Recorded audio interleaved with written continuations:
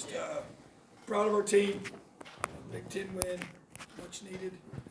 Took care of business, and just thought that it was very important for us to start fast, and we obviously did. First play of the game with a sack cost on the score for the defense, which was awesome. And I thought our defense was excellent from start to finish.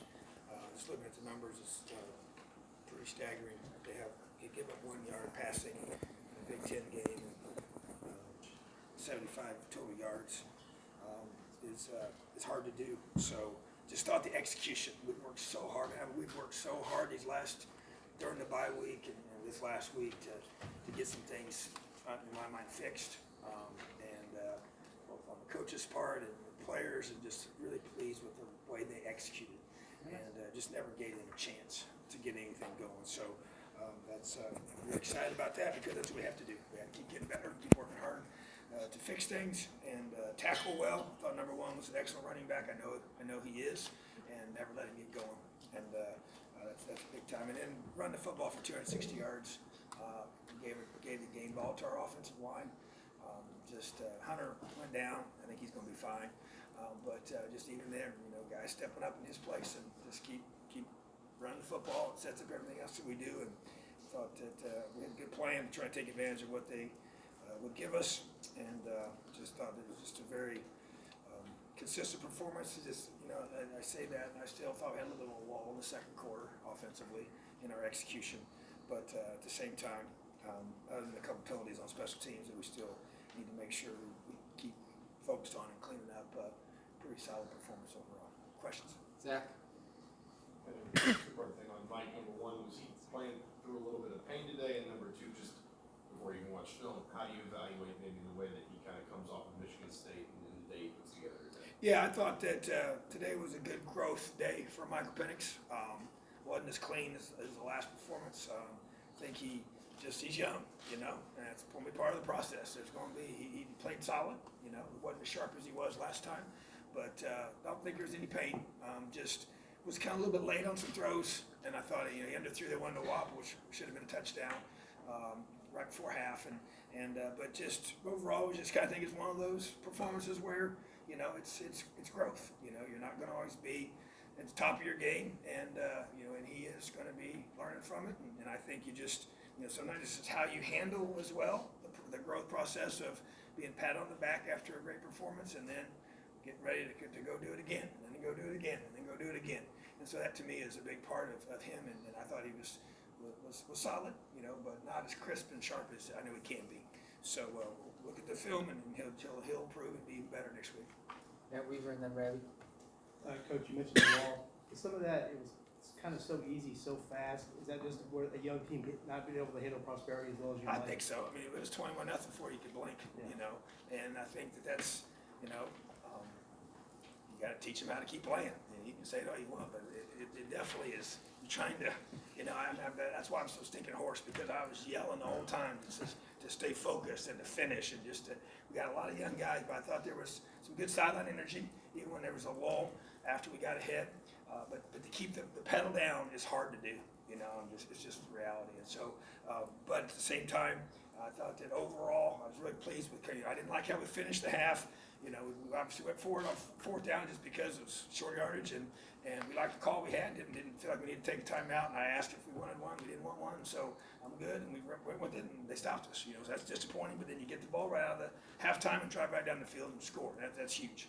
Then the 98-yard drive, it took up over 7 minutes, and 13, 14 plays. Those are demoralizing drives for the opposing team. So just really, and we've done that now. We did that against Michigan State, now we've done that against Rutgers, and I just think that's the way we utilize the clock.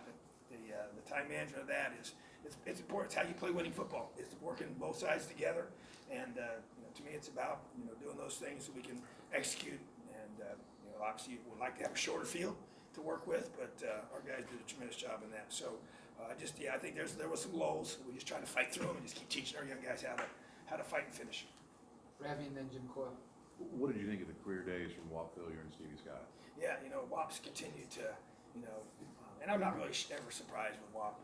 Last year was hard because he got injured, and I knew he's a special player, and he just brings so much energy, and he doesn't need a lot of space, and he can, he makes those contested catches, he creates a little separation, and then he can put his foot in the ground and gets vertical, and Mike has such good velocity on the football, he's able to get it to him right as he breaks, so, and then Stevie, just to me, just to continue to run the football, he had that one run, and after that, got some really good players on defense, and he just ran right over one of them, and it was just a grown man run that I thought was awesome, and a confident run, and just a strong run, and just an attitude run, and I just think that he's growing in his confidence in the guys in front of him, and what we're doing schematically, and so I just think that they both know it's a team effort to get those individual performances, but those are two really good football players.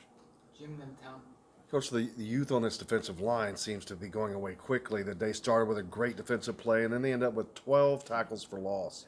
Talk about those guys. Well, I tell you, to me that's how this defense is built, and I know we got a lot of new faces on the D line, and it's taking some time, but these guys will play hard. D-Mac's the one that caused the sack. Marcus Elliott, the first play of the game, it's just the penetration that we're getting, and we do move quite a bit and try and create that, but that's creating negative plays, the tackles for loss, the sacks, which creates takeaways eventually. More of those. That's how you play great defense. And then when you get them to third down, you execute the call. We had a matter of fact, our guys came off the sideline. We had a certain play where we made a certain check that's been something that we'd had trouble with, even against Michigan State, and we nailed it and ended up getting a sack because of it. And that's my whole point to them was when they came off the field, like, guys, when you execute, it could have been a big play for the offense if you don't execute it, and it ends up being a sack because the guy that they're trying to get the ball to is covered with the check. It's a three-man concept that we're trying to do. It takes a little work, but to me, that's how you become a great defense, is you execute. And I said, when we execute, so like we played Michigan State game, I took like 4 clips and said, guys, when we execute, we could be an elite defense. When we don't, it's frustrating. And we had, we didn't finish in that game. So to me, that's the growth we saw today. I understand, that they obviously struggle, but at the same time, the execution is so critical. And the D-line sets the tone, and then you get the third down, you get pressure, and you execute the call in the back end, and you eliminate any chance of them converting. I mean, you're 0 for 11 on third downs, which is, it's also hard to get to that point. So a lot of really good things to build off of for the future. Tom, and then Kevin. Coach, you had the opportunity to rush the ball really for the best you've done all year this year. And that offensive line, really 2 games in a row after you lost Coy, they've really played well.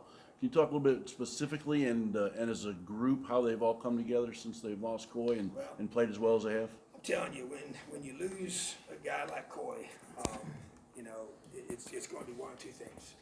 A group can be devastated by it and never recover and never be the same, or you can band together and realize that each guy to a man has got to elevate his preparation and elevate his performance, and I think that's what's happened. We lost, if not our best offensive lineman, and the group has just come together and solidified their work ethic, their resolve to say that we're not going to be, we're going to be better because we're relying on each other.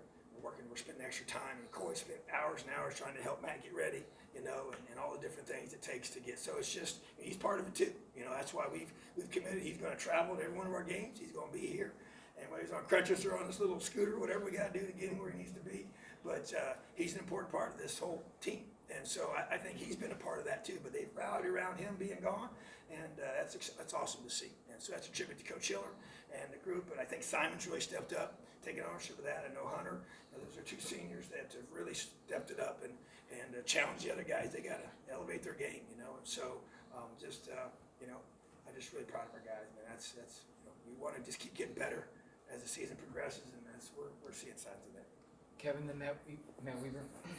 Yeah, Coach, it was around a year ago at this time that the community kind of rallied around Raekwon. Just how satisfying is it to see him maybe kind of having the senior year that he's having? Yeah, I don't think anybody is more proud of him than I am.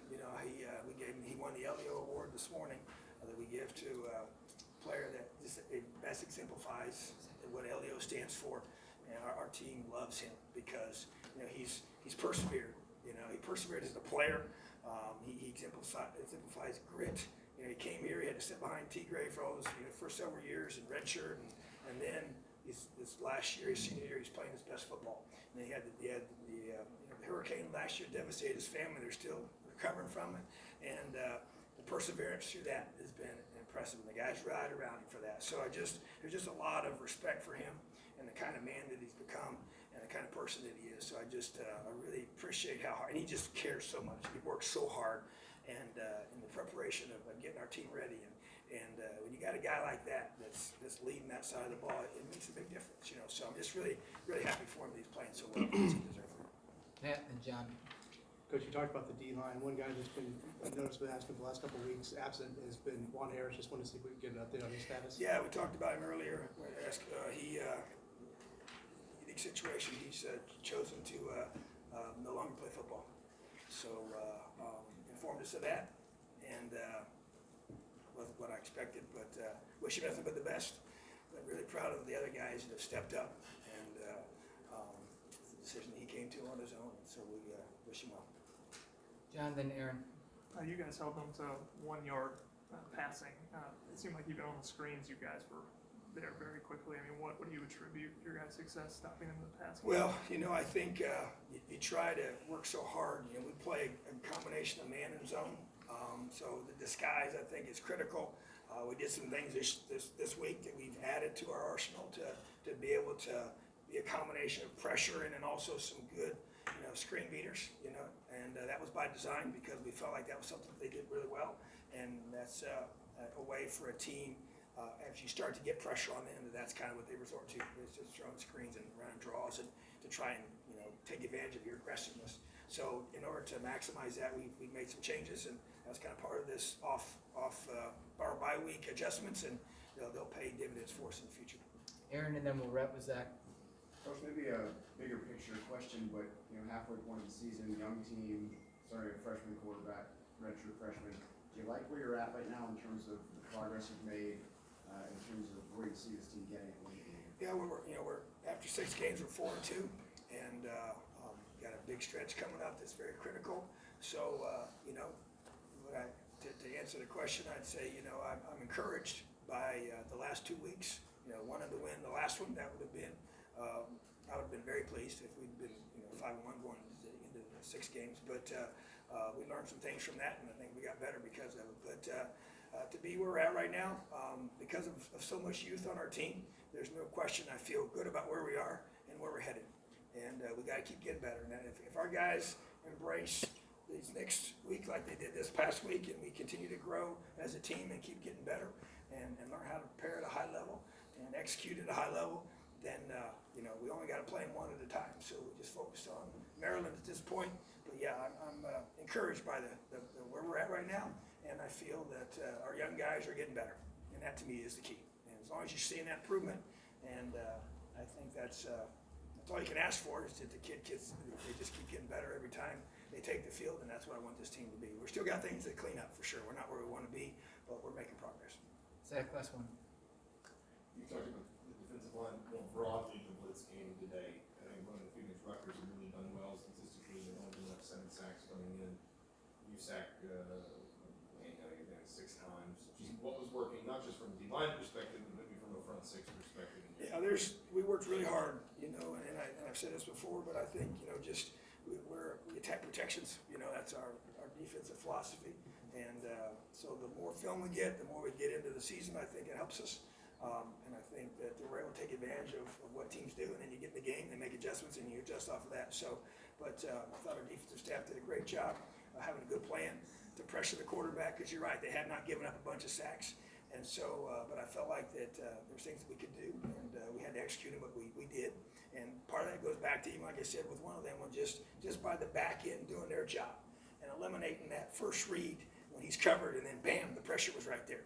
You know, so that's to me where if you break down in the coverage and the quarterback's able to throw that first read, that wouldn't have been a sack. You know, it would have been a big play for the offense had he caught it. So there's several examples of that. So I think it's a team effort for everybody to get to that point. But I think the scheme is a big part of it, because I believe in that.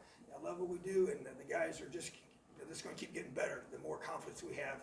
But as our guys grow, get older each week, and get better. So excited for our future. We've got to keep working hard. All right, thanks. Thank you so much. Elio.